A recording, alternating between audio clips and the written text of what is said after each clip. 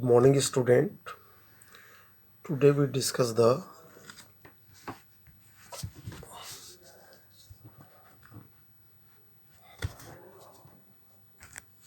Good morning, student. Today we discuss the standard enthalpy of formations. Standard enthalpy of formation के बारे में आज पढ़ेंगे। और प्रीवियस क्लास में हम लोगों ने जो पढ़ा था वो हम लोगों ने पढ़ा था कि standard enthalpy changes of the reaction and phase transformations. ठीक है, तो उसी सीरीज में हम आगे पढ़ेंगे कि स्टैंडर्ड एंथैल्पी ऑफ फॉर्मेशंस क्या होता है। नाम से ही पता चल रहा है कि कोई ना कोई चीज़ कंपाउंड का फॉर्मेशंस होगा इसमें। तो होता क्या है, चलिए इसको देखते हैं। The standard enthalpy change for the formation of 1 mole of compound from its elements in their most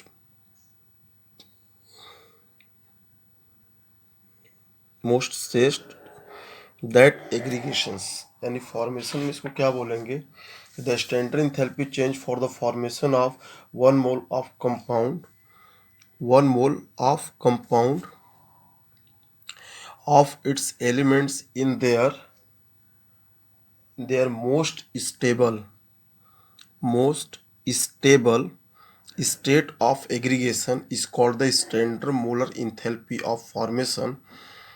It's denoted by delta H not F, F for formations. तो बात समझ में आई। क्या कहा कि standard enthalpy change for the formation of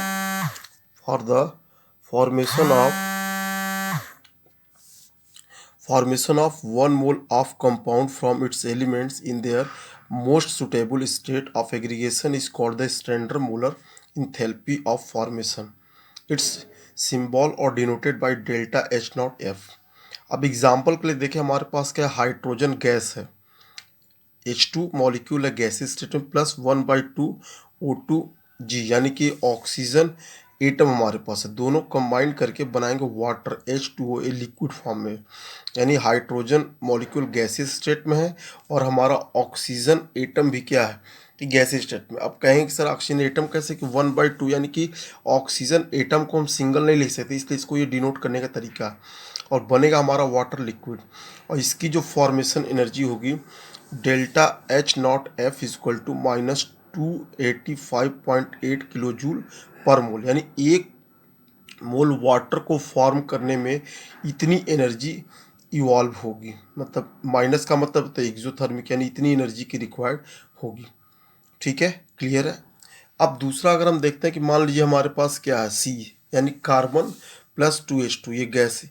यानी carbon में ये एलोट्रॉप है, ग्रेफाइट का सॉलिड स्टेट में है। ये दोनों कंबाइन करके क्या बनाते हैं, मीथेन बनाते हैं।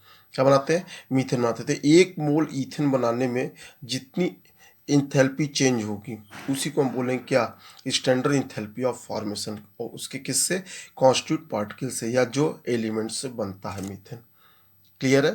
अब अगली बात करते हैं इंथैल्पी ऑफ कंबक्शन। नाम से ही पता चल रहा है कि किसी भी सब्सटेंस को बर्न करने पे जो इंथैल्पी चेंज होगी उसी को हम क्या बोलेंगे, इंथैल्पी चेंज ऑफ कंबक्शन। इसको डिनोट करते हैं डेल्टा H नॉट C। ठीक है, तो it is the change in enthalpy when 1 mole of substance is completely oxidise. कह रहा है कि ये इंथैल्पी चेंज है जिसमें 1 मोल सब्सटेंस कंप्लीटली आयोडाइज, मतलब ऑक्सीजन के साथ रिएक्ट कर जाता है। तो हम इसको बोल सकते हैं कि C plus O2 is equal to CO2। ठीक है, C plus O2 is equal to CO2। और इसमें देखिए ये दिखा रहा है कि +393 किलो जूल पर मोल, यानी डेल्टा H नॉट C जो होगा -339 किलो जूल पर मोल, यानी इतनी एनर्जी इवॉल्व हो रहा है। ठीक है, जब किसी कार्बन को जब ऑक्सीजन के प्रेजेंस बंद करें तो इतनी इंथैल्पी निकलेगी। तो जो इंथैल्पी चेंज होगी वो इतनी वैल्यू होगी। अब एक चीज़ आता है कि लैटिस इंथैल्पी चेंज क्या होता है। तो लैटिस इंथैल्पी होता क्या, पहले इस चीज़ को समझना पड़ेगा। तो लैटिस इंथैल्पी में है क्या कि change in enthalpy when 1 mole of an ionic compound dissociate into its gaseous state. कि मान लीजिए हमारा सॉलिड स्टेट में कोई आयनिक कंपाउंड है, वो डिसोसिएट करके गैसियस स्टेट में जाता है। तो गैसियस स्टेट में जाने के बाद जो इंथैल्पी चेंज होगी वही उसकी क्या होगी, लैटिस इंथैल्पी होगी। इसीलिए कहा जाता है कि change in enthalpy 1 mole of an ionic compound dissociate into ions in gaseous state. अब जैसे देखिए Na+Cl- या NaCl भी लिख सकते हैं इसको, क्योंकि सॉलिड स्टेट में है। ये कन्वर्ट हो रहा है Na+ गैस में, Cl- गैस में, तो जिसकी लैटिस इंथैल्पी होगी वो क्या हो जाएगी, +788 किलो जूल पर मोल, क्योंकि जब लैटिस इंथैल्पी यानी डिसोसिएट करेगा तो इसको एनर्जी की ज़रूरत पड़ेगी। ठीक है, तो आगे हम देखते हैं। अब देखिए, अब इसको पढ़ने के लिए हमको पढ़ना पड़ेगा बॉर्न हैबर साइकिल। एक साइंटिस्ट जिन्होंने ये साइकिल दिया, उन्हीं के नाम पे इसको बॉर्न हैबर साइकिल कहते हैं। और बॉर्न हैबर साइकिल को समझने के लिए कुछ स्टेप्स दिए कि कैसे हमारा सॉलिड NaCl आपका गैसियस स्टेट में ब्रेक करता है, फिर आयंस में करता है, फिर दोनों आयंस कैसे कंबाइन करते हैं और NaCl को बनाते हैं। तो हम इसको स्टेप बाय स्टेप समझेंगे। ठीक है, तो लैटिस इंथैल्पी होता क्या है, तो मैंने पहले बता दिया कि lattice enthalpy of an ionic compound is determined indirectly by this method. यानी जो मेथड हम यूज कर रहे हैं उससे लैटिस इंथैल्पी हम इनडायरेक्टली फाइंड आउट कर सकते हैं। तो कह रहे हैं let's calculate lattice enthalpy of formation of NaCl, the various steps involve in the given below. कह रहे कि NaCl से जो हमारा आयनिक कंपाउंड है उसकी लैटिस इंथैल्पी निकालने के लिए बहुत सारे स्टेप्स को फॉलो करना पड़ेगा। ठीक है, जैसे पहला स्टेप्स अगर हम बात करेंगे तो पहला स्टेप्स हमारा कि सब्लिमेशन ऑफ सोडियम मेटल। आप सोडियम मेटल का सब्लिमेशन निकालेंगे तो जो Na आपका यानी सोडियम ये सॉलिड स्टेट में, ये चेंज किस में हो जाएगा, Na गैसियस स्टेट में। तो जो इसका सब्लिमेशन होगा ΔHSB यानी कि चेंज इन इंथैल्पी ऑफ सब्लिमेशंस, ये वैल्यू अगर कैलकुलेट करेंगे तो वैल्यू कैलकुलेट करते इसकी जो वैल्यू होती है वो होती है 108.4 किलो जूल पर मोल। लेकिन ये किसके बराबर होती है कि जो सॉलिड से गैसेस में कन्वर्ट होता है, तो सॉलिड से गैस में कन्वर्ट कर जितनी एनर्जी की जरूरत पड़े, जो इंथैल्पी चेंज होगा वो S किलो जूल पर मोल होगा, क्योंकि ये इसमें कन्वर्ट हो रहा है। ठीक है, यानी अगर वैल्यू कैलकुलेट करेंगे तो कितना होगा, 108.4 किलो जूल पर मोल। बात क्लियर हुई। अब दूसरा स्टेप्स क्या कह रहा है कि अब हमारा क्या हुआ, सॉलिड से गैस में हो गया। अभी गैस क्या करेगा, आयोनाइज करेगा, यानी ionisation of sodium gas atom. अब आयोनाइजेशन ऑफ सोडियम एटम्स यानी आयोनाइजेशन इंथैल्पी की बात करेंगे तो अब हमारा देखिए Nag for gas, sodium gas अब आयंस में कन्वर्ट होगा। आयंस में करने के लिए ये इलेक्ट्रॉन्स को रिलीज करेगा, एक इलेक्ट्रॉन को रिलीज करेगा, एक पॉजिटिवली चार्ज आ जाएगा।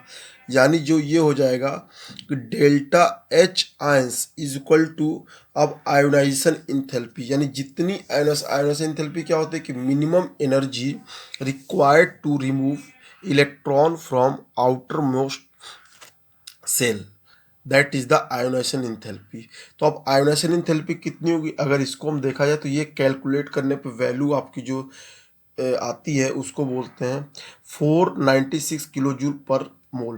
यानी 496 किलो जूल पर मोल अगर आप इंथैल्पी देंगे तो आपका क्या होगा, ये जो गैस है यानी सोडियम गैस है ये आपके आयंस में कन्वर्ट हो जाएगा, यानी ΔH आयंस चेंज में आयोनाइजेशन इंथैल्पी के इक्वल हो जाएगा। ठीक, अब तीसरा स्टेप्स अगर हम बात करते हैं तो तीसरा स्टेप्स हमारा क्या है, dissociation of chlorine 1 moles chlorine gas is formed. अब हमारे पास देखिए क्लोरीन गैसियस मॉलिक्यूल्स में है, यानी डिसोसिएशन ऑफ क्लोरीन। तो जब इसको हम ब्रेक करेंगे, क्या करेंगे, ब्रेक करेंगे, तो हमारे पास देखिए यहाँ पे क्लोरीन मॉलिक्यूल है Cl2, तो 1/2 Cl2, तभी क्लोरीन एटम को डिनोट कर सकते हैं क्योंकि Cl डायरेक्ट लिख नहीं सकते। तो 1/2 Cl2 गैस ये कन्वर्ट हो जाएगा Cl गैस यानी एटम में कन्वर्ट हो जाएगा। तो इसमें ΔH जो डिसोसिएशन होगी यानी जितनी इंथैल्पी चेंज यानी एनर्जी रिक्वायर्ड होगी वो D के बराबर है, डिसोसिएशन इंथैल्पी। और डिसोसिएशन इंथैल्पी की बात करेंगे तो जो इसकी वैल्यू होती है वो होती है 121 kilo joule, 121 kilo joule per मोल। ठीक है, चाहे तो आप इसकी जगह जो डी किलो जूल पर मोल लिखा आप यहाँ पे लिख सकते हैं 121 किलो जूल। तो क्लियर हुआ। तो हम लोगों ने 3 स्टेप्स पढ़ा, ठीक है। अब फोर्थ स्टेप्स की तरफ अगर हम बढ़ते हैं तो अगर हम देखते हैं हमारा फोर्थ स्टेप्स क्या है कि gaseous chlorine atoms from chlorine gas by the gaining electron, ठीक है, यानी electron gain by the chlorine atom. तो जो इलेक्ट्रॉन गेन करेगा क्लोरीन एटम और निगेटिवली चार्ज हो जाएगा, उसकी इलेक्ट्रॉन गेन इंथैल्पी क्या होगी। तो यहाँ पे देखिए Cl क्लोरीन गैसियस स्टेट में है, ठीक है। यहाँ देखिए मैंने पहले बताया था 1/2 डेल्टा एच Cl डी के बराबर। देखिए यहाँ पे यहाँ Cl ये क्लोरीन एटम एक इलेक्ट्रॉन को एक्सेप्ट करेगा और Cl माइनस में चला जाएगा, ठीक है। ये माइनस नहीं है, ठीक है, यहाँ Cl गैस, ये इलेक्ट्रॉन, ये Cl माइनस, तो डेल्टा एच, ठीक है। ये Eg का मतलब होता है इलेक्ट्रॉन गेन इंथैल्पी। तो जितनी गेन इलेक्ट्रॉन गेन इंथैल्पी होगी वही इसकी चेंज इन इंथैल्पी होगी। तो अगर इसकी वैल्यू को कैलकुलेट करेंगे electron gain enthalpy of chlorine gas का, तो ये आपका हो जाएगा, इसकी वैल्यू होती है delta H Eg0 is equal to -348.6 kilo joule per mole. फिर से बोल रहा हूँ, -348 यानी 348.6 किलो जूल पर मोल। क्लियर हुआ।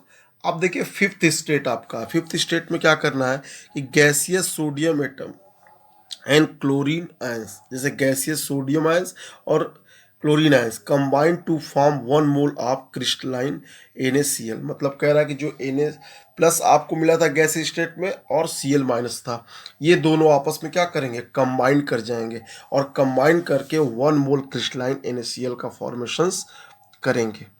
क्लियर हुआ। तो अब यहाँ पे देखिए Na प्लस गैसीय स्टेट में है और Cl माइनस AB गैसीय स्टेट में आयंस के फॉर्म में, ये दोनों अपन क्या करें, कंबाइन कर जाएंगे और NaCl बना लेंगे ये सॉलिड स्टेट में, ठीक है। तो जब सॉलिड स्टेट में NaCl बनाएंगे तो इसमें जो लैटिस इंथैल्पी चेंज होगी वो क्या होगी, उसकी इंटरनल एनर्जी के बराबर हो जाएगी। तो बात समझ में आई कि नहीं समझ में आई। तो जो लैटिस इंथैल्पी आप निकालेंगे NaCl के लिए, ठीक है, वो आपकी क्या होगी, उसके बराबर हो जाएगी। तो बात समझ में आई।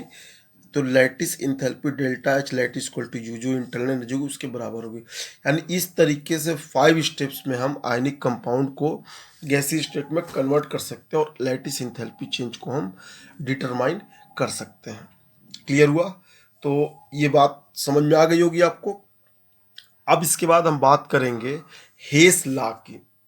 एक इसमें आपको पढ़ना है हेस लॉ। अब हेस लॉ पढ़ने से पहले आपको ये पता होना चाहिए कि हेस लॉ है क्या।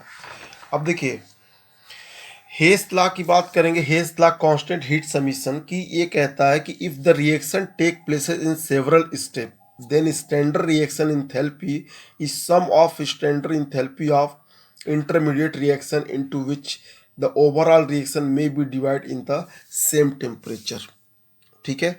तो अब देखिए हम बात करेंगे, यहाँ पे देखिए हेस लॉ है।